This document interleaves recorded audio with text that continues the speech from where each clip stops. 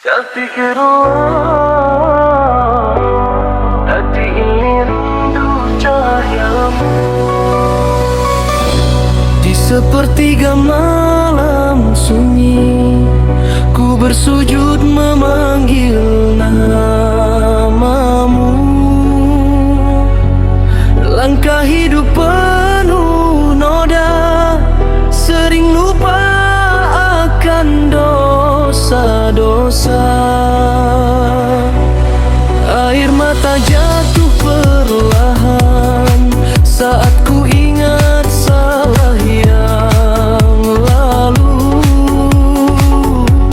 Hanya Engkau pemengadu, ya Allah, dengarkan rintihanku.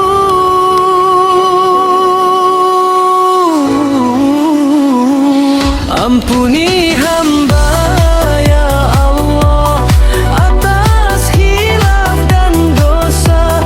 Berikan hati yang ikhlas menjadi insan bertakwa. Bimbing hamba di jalanmu dalam iman dan takwa. Jangan biarkan ku jauh dari rahmat-Mu ya Allah.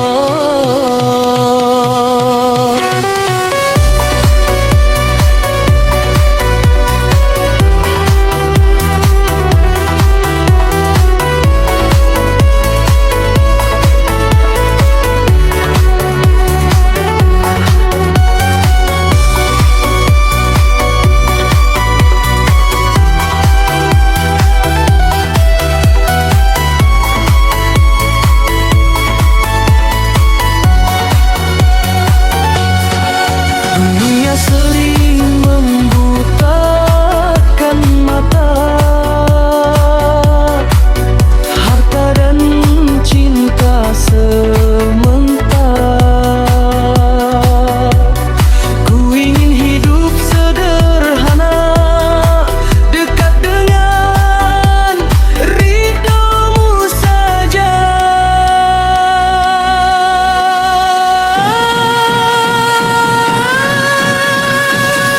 Ampuni hamba ya Allah, ku mohon dengan air mata. Kuatkan iman di dada hingga akhir usia.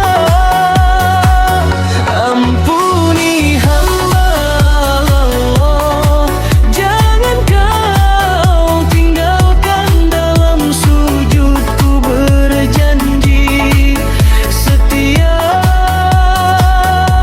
di jalan-Mu. Astagfirullah, ampuni hamba-Mu